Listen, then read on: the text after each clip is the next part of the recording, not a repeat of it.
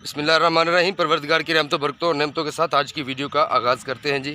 आज चेलम है मुनीर भाई का और अभी हम वहीं पर जाएंगे थोड़ी देर बाद। भी मैं बाहर निकला हूँ, अभी वापस जाकर नहाऊंगा, नहा के तैयार होकर फिर वहाँ पर जाएंगे।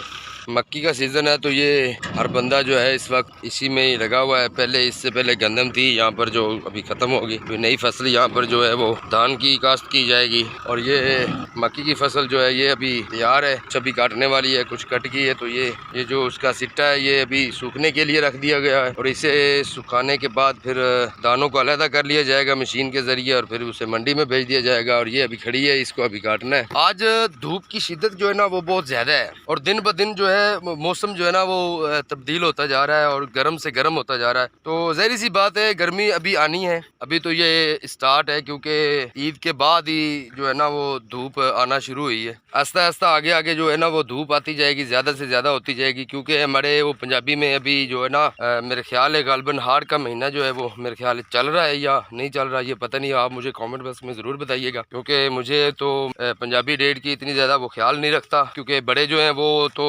रखते ही यही तरीक है, उनको अंग्रेज़ी पूछ लो तो वो नहीं पता, लेकिन उनको अगर ये पूछ लो कि चैत्र विसाख जेठ हाड़ ये वाले कौन सी तारीख है तो वो आपको बता देंगे। ये ज़मीन तैयार होगी और ये यहाँ पर धान की जो है ना वो लगा दी गई है। तो अभी ये बिल्कुल 1-2 दिन हुए इसको लगाए हुए। ये आहिस्ता आहिस्ता जो है ये अपना तना जो है ये मजबूत करती जाएगी और बिल्कुल एक बूटे की शक्ल में ये उग जाएगी और फिर उसके बाद इसमें चावल लगेंगे और फिर वो हम खाएंगे। तो अभी तैयार होना है जी, तैयार होकर फिर जाएंगे वहाँ पर चेलम पे। और आज बहुत ज्यादा उसका अफसोस है, अल्लाह जन्नत में आला से आला दर्जा अता फरमाए। दुनिया में कोई भी बंदा बगैर मकसद के तो आया कोई नहीं है और मकसद के साथ ही इंसान आता है। और मकसद उसका जो भी मकसद अल्लाह ताला उसके मुकद्दर में लिखता है वो अपना इस दुनिया में इस माशरे में वो उसे हासिल करता है। और हासिल करने के बाद जब उसका टाइम मुकर्रर हो जाता है, उसका जाने का टाइम जो है वो पूरा हो जाता है तो फिर वो इस दुनिया से कूच कर जाता है। इसी तरह कोई बंदा जवानी में, कोई बुढ़ापे में, कोई बचपने में, इसी तरह बस ये निज़ाम कुदरत है जो चलता रहता है। और निज़ाम कुदरत जो है वो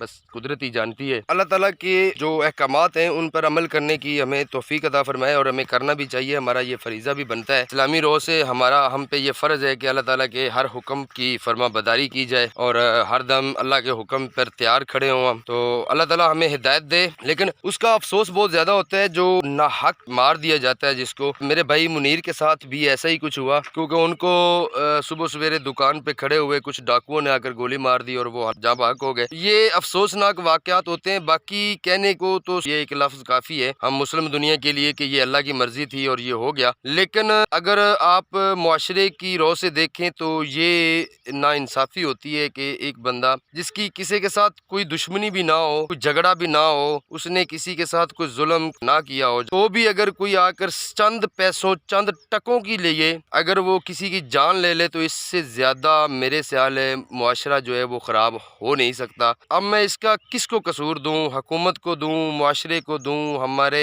हर तरह के टीचर्स हैं उनको दूँ, स्कूल टीचर हैं, मदारस के टीचर हैं, बाकी हैं, तो किसको मैं कसूरवार ठहराऊं? मैंने इतना ज़्यादा स्कूल नहीं पढ़ा, मैं इतना ज़्यादा एजुकेटेड बंदा नहीं हूँ, लेकिन जितना पढ़ा हूँ ना उसके हिसाब से मुआशरे की जो तरबियत होती है ना, मुआशरे की तरबियत जो है ना वो स्कूल में बहुत कम दी जाती है। रट्टे लगवाए जा रहे हैं, ये यहाँ से लेके यहाँ तक सबक हासिल करना है, आपने याद करना है और ये ज़बानी याद होना चाहिए और इसमें एक लफ्ज़ भी आपको भूला हुआ ना हो। तो वो रट्टा लगाता है बंदा, काफ़ी देर पढ़ने के बाद वो ज़बान पे जारी हो जाता है और फिर वो रट्टा लग जाता है और दूसरे दिन जाकर सुबह सुबह एक बार फिर उसको दोहरा के और सुना दिया जाता है और उसके बाद फिर वो कभी आपको याद भी नहीं रहता कि मैंने क्या याद किया था। तो मुआशरे की कोई तरबियत नहीं है, याद करना और लिखना, बस ये 2 काम है स्कूल में और कोई काम नहीं है। आपको किताबें याद करवाई जाती हैं और आपको काफ़ी सारे दस्ते और बुक्स वगैरह जो नोटबुक्स होती हैं उन पे आपको लिखने के लिए काम दिया जाता है। इसके अलावा आपको कुछ भी मालूमात नहीं है। मैंने आज 10वीं 12वीं 14वीं के तालिब इल्म उनसे अगर आप कोई भी मुआशरती सवाल कर लें, साइंसी सवाल कर लें तो उनको उनका जवाब नहीं आ रहा होता। क्यों नहीं आ रहा होता? क्योंकि उन्होंने किताबें लिखी हैं और उनको रट्टा लगाया है और टाइम बाय टाइम, क्योंकि अगर सुबह आपने सबक जो है वो वापस सुनाना है तो आज आपने उसको याद कर लिया, बस आज का मुआशरा यहीं तक है। तो अभी मिलते हैं जी नहाने के बाद और फिर आगे आपको वो प्रोसेस भी दिखाते हैं कि हमारा चेलम जो है वो हम किस तरह अदा करते हैं। तो अभी चलते हैं जी। तो तैयार हो गए, कपड़े पहन लिए हुए हैं और पराडो भी हमारी तैयार है और हमेशा की तरह ये भी तैयार है। हेलो गाइस, हेलो दोस्तों, तो मैं ठीक हूँ। आप क्या कर रहे हैं? मैं जा रही हूँ मेरे मामा के पास और मामा और पापा के साथ जा रही हूँ। जो हजरत उवैस से करनी थे वो यमन के रहने वाले थे और पूरी जिंदगी बारगाहे मुस्तफा में नहीं आ सके। तो आका करीम सल्लल्लाहु अलैहि वसल्लम पहाड़ पे खड़े होके अपने कुर्ते के बटन खोल के यमन की तरफ मुंह करके आसमान की तरफ गर्दन उठा के आका करीम सल्लल्लाहु अलैहि वसल्लम बड़े एहतमाम के साथ लंबी लंबी सांसें लेते थे। तो एक मर्तबा हजरत उमर फारूक ने सवाल किया, या रसूलुल्लाह सल्लल्लाहु अलैहि वसल्लम, आप पहाड़ पे जाते हैं, पहाड़ पे खड़े होकर यमन की तरफ मुंह करते हैं, यमन की तरफ मुंह करके अपनी गर्दन को आसमान की तरफ बुलंद करते हैं, फिर अपने कुर्ते के बटन खोलते हैं, फिर लंबी लंबी सांसें लेते हैं, आप ऐसा क्यों करते हैं? तो हजरत उमर फारूक के सवाल के जवाब में आका करीम सल्लल्लाहु अलैहि वसल्लम ने इरशाद फरमाया, यमन में मेरा एक दीवाना है, वो अपनी माँ की खिदमत की वजह से आज तक मेरे कदमों में नहीं आ सका। जब मेरा दिल करता है मैं अपने यार के जिस्म के पसीने की खुशबू को सूंघने के लिए लंबे लंबे सांस लेता हूँ। एक बंदा अपने बच्चे को जिस वक्त उंगली पकड़ के मोटरसाइकिल पे या गाड़ी पे सवार करता है, यूनिफॉर्म पहनवा के बैग उसको लेके देता है, किताबें लेके देता है, इंग्लिश मीडियम स्कूल का इंतखाब करता है, ऑक्सफोर्ड या कैम्ब्रिज के सिलेबस का इंतखाब करता है, हजारों फीसें, फिर खाना। अब ये सारी तरबियत नहीं तो और क्या, ये तरबियत हो रही है। असल मामला खराब ही यहाँ से होता है।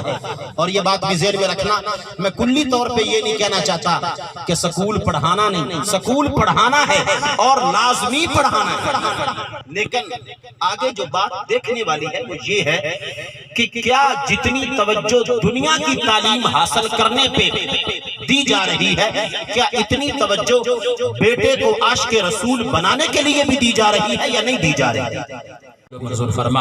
ऐ अल्लाह पाक, कुरान मजीद की तिलावत की बरकत से, दरूद पाक की बरकत से और तस्बीहात व तहलीलात व तकबीरात की बरकत से, या रब्बल आलमीन दोस्तों की दुआओं की बरकत से हम सब का इकट्ठे होना फ़कत उनके लिए इसाले सवाब करना है और इस्तिग़फ़ार करना है और इज्तिमाई तौर पे दुआ करना है। या रब्बल आलमीन ये तमाम का तमाम सवाब भाई मुनव्वर की रूह को पहुँचा और मरहूम के सगीरा कबीरा ज़ाहिरी बातिनी सिर्रन आलानिया छोटे बड़े तमाम गुनाहों को अपने फजल व करम से मुआफ़ फरमा। मरहूम को जन्नतुल फिरदौस में आला से आला मुकाम अता फरमा। आका करीम सल्लल्लाहु अलैहि वसल्लम का जन्नत में पड़ोस नसीब फरमा। ना वापस आ रहे थे तो मोटरसाइकिल जो है वो पंचर हो गया रास्ते में। अब उसकी हालत भी यही है, अब उससे कोई गिला भी नहीं है। तकरीबन 13 साल हो गए मेरे पास चलते हुए, तो अब इतना अगर वो उसका हक बनता है, इतना तो दावा भी उसका बनता है कि वो इतना कर ले। तो अभी पंचर लगवा कर घर चलते हैं। पंचर लगवा कर जो है ना घर आ गए हैं। अभी ये सामान जो है अभी बाहर ही पड़ा है, तो इसको अभी उठा के दुकान में रखते हैं और इसको लगाते हैं अपनी अपनी जगह पे। और उसके बाद मैं आपको दिखाऊं तो जो हमने तंदूरी बनाई थी ना, वो हमारी अल्हम्दुलिल्लाह अच्छी तरीके से पक गई हुई है। ये देखें, अभी ये इसमें से सारा निकाल लिया जाएगा और ये रात को इंशाल्लाह इसमें पहली दफ़ा जो है ना इसमें रोटियां लगाएंगे। आप भी दुआ कीजिएगा कि अच्छी तरह पक जाए और ये भी अच्छी तरह पक जाए। उसके बाद अगर मैं आपको दिखाऊं तो ये आखिरी जो इस पे हमने मिट्टी देनी थी वो आपको वीडियो में मैं नहीं दिखा सका, क्योंकि ये बस आप यूं समझिए कि पंजाबी कहते ने कोई बंदा हाथी चढ़ गया सी ते दवा दब जड़ा है ना फिर मिट्टी उत्ते चढ़वा ली, ताकि बहुत थल्ले हो गया सी, क्योंकि पट्टन वाली जितों मिट्टी चुकनी सी वो थल्ले हो गया सी ते जिथे लगानी सी वो ऊपर हो गई सी जगह। फिर नीचे से ऊपर खुद जाकर मिट्टी जो है ना वो नहीं रखी जा सकती थी, तो इसलिए एक बंदे की जिन्होंने हेल्प की ज़रूरत थी, तो ये हो गया इंशाल्लाह। अब करना क्या हमें कि ये वाली जो जगह है ना, मेरे पास ये घर का सेन काफ़ी बड़ा है, तो ये जो हमारे पड़ोस वाले हैं ना वो कह रहे हैं कि हमें ये इतनी सी जगह जो है ना यहाँ से ये सीधी ये तकरीबन 15-20 फुट लंबाई और 5 फुट चौड़ाई के जो हिस्सा है ना ये हमें दे दें। हम यहाँ पर जो है ना सर्दियों के लिए कोई आग जलाने वाली ये उनका कमरा है, तो इसके साथ हम ये इधर बना लेते हैं और ये हमारा इधर बाकी सेन बन जाएगा, तो दरवाज़ा उनका वो वाला खड़ा है। तो हमने कहा कि ले लो, ये एक ही बंदे की जगह है, हमारी अपनी नहीं है। जो वो बैठे हैं वो भी उसी बंदे की है, ये जहाँ पर हमारा घर है ये भी उसी बंदे की है, तो हमारी अपनी तो है नहीं, तो इसलिए हमने कहा कि आप यहाँ से दीवार बना के ऊपर जो आप आग वाली बनाना चाहते हैं तो आप बना लें। इससे हमें ये फायदा हो जाएगा कि हमारी ये चीज़ें जो है ये जो अभी ये खाना बन गया हुआ है, मतलब एक रास्ता बन गया हुआ है, ये भी कवर हो जाएगा और ये हमारा यहाँ से रास्ता बंद हो जाएगा। और इसके बाद हमने ये वाला हिस्सा जो है बिल्कुल साफ कर देना है, जो मिट्टी वगैरह पड़ी हुई है बिल्कुल साफ कर देंगे। इसके बाद ये वाला जो एरिया है यहाँ पर हमने बनाना है जनाब क्यारी जिसे हम कह सकते हैं, मतलब हमने यहाँ पर पौधे वगैरह लगाएंगे और इसके साथ ही हम यहाँ पर कुछ सब्जियां भी उगा लेंगे, जैसे हरी मिर्च होगी, टमाटर हो गया, भिंडी वगैरह, देसी तोरी, इस तरह की जो सब्जी वगैरह है, धनिया, पुदीना, गाजर, मूली, इस तरह की जो सब्जी होती है ना वो हम लगा लेंगे। हम यहाँ से ये दीवार जो है यहाँ से लेकर यहाँ तक इधर और इधर से ये ऐसे दरवाजे की इस नुक्कड़ तक, तो ये हम बना लेंगे। और ये वाला यह है सारा, इसमें हम बनाएंगे सब्जियां। और ये जो आप एरिया देख रहे हैं ये इंशाल्लाह BS फूड सीक्रेट का जो है वो बन रहा है, किचन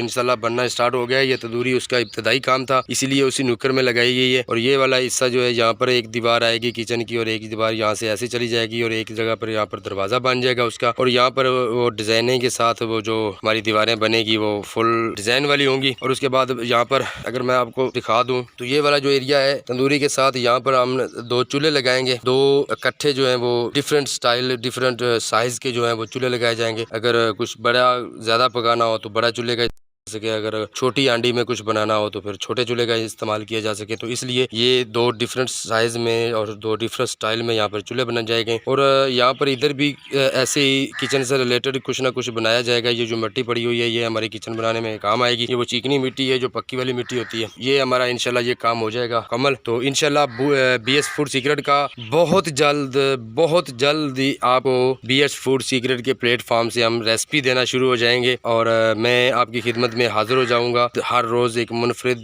रेसिपी लेकर, और देसी विलेज स्टाइल घरेलू बिल्कुल खालस और बिल्कुल आसान सी रेसिपी जो है वो आपसे शेयर किया करूंगा। इसी के साथ ही जनाब आज की वीडियो को यहीं पर ख़त्म करते हैं। सफदर हुसैन को दीजिए इजाज़त, आप अपना बहुत सारा ख्याल रखिएगा। इन्नो सारा प्यार, अल्लाह हाफिज।